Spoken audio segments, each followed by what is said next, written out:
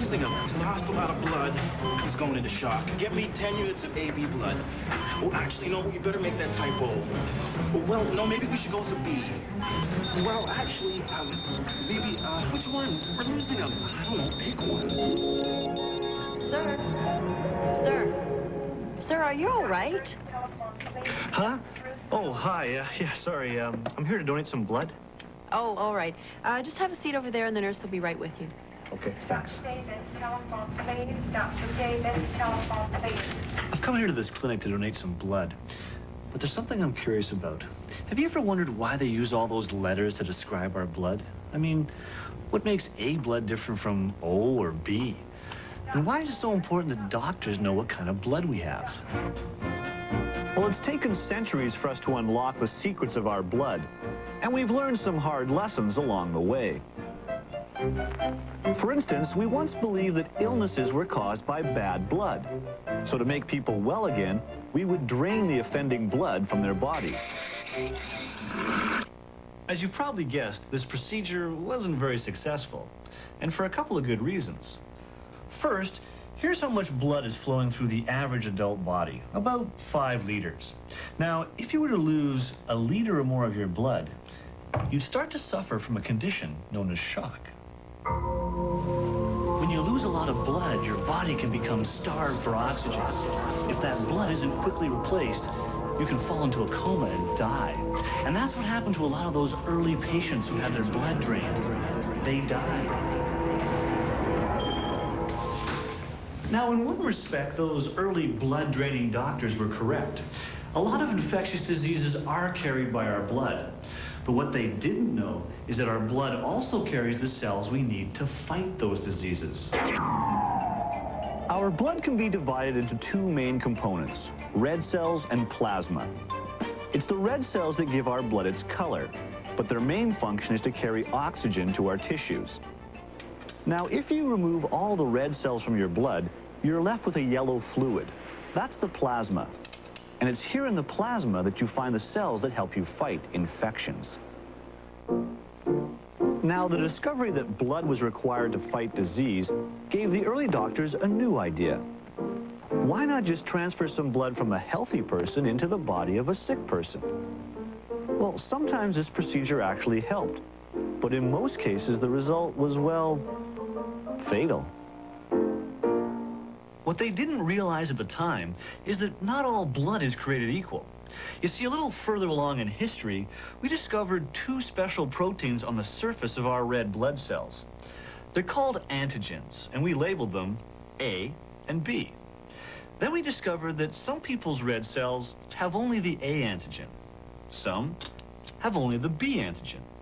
Some have both A and B, and some have neither antigen. Put it all together, and you have the 4 basic blood groups: A, B, AB, and O. I know what you're saying. So what? Big deal. Well, it's not a big deal. That is, until you try and mix some of those blood types together in someone's body. To show you the problem, let's go back to the clinic. Now, I happen to have type A blood. So let's take a sample of my blood and divide it into 2.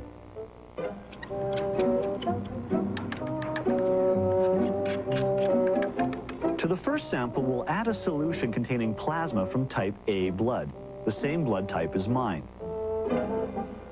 To the other sample, we'll add a solution containing plasma from type B blood. Now we'll mix everything together, and there's your problem. The first sample looks normal, but in the second sample, the red cells have all clumped together into a sticky mess. So what's happening? Well, floating around in the plasma of everyone's blood are structures called antibodies. Now, the job of the antibody is to patrol your blood, looking for foreign invaders.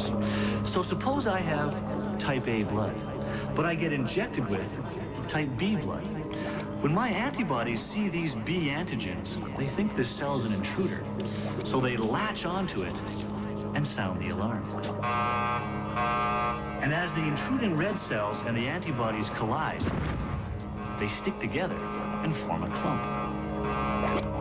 These clumps disrupt the flow of blood to your cells, and without emergency treatment, you can die.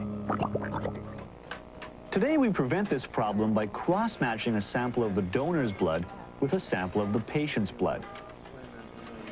This test ensures that the blood is compatible and that there will be no clumping.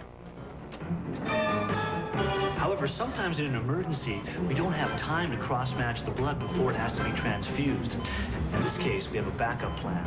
We always transfuse type O blood. Why type O? Well, if you remember, type O blood has neither the A or the B antigen on its surface, which means no matter what type of blood you have, the antibodies in your plasma won't think this is an intruder, and your cells won't clump together. So it's our understanding of the different blood types that allows us to safely transfuse blood from one person to another. But this knowledge can be applied to more than just medicine. If you've ever read one of these Hollywood gossip magazines, then you know that blood types are also used by the legal system in paternity suits.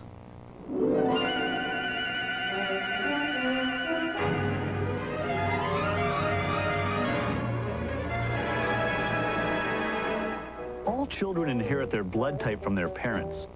So if we know the blood types of a child and its mother, we can determine what blood type the father had to be. One problem with blood tests, though, is they're not conclusive. You see, many people can share the same blood type. This means that if a man's blood type does not match up with a mother and her child, he can't be the father. But if his blood type does match, it only means he could be the father, since many other men could also have type A blood. So a simple blood test can only be used to eliminate a potential father, not to identify the real one. Oh, by the way, that thing about me being involved in a paternity suit, that was just a joke. I wouldn't really be involved in something like that. Excuse me, Yes? is there a back way out of here? Yep, down the hall to your right. Ah, perfect, thanks.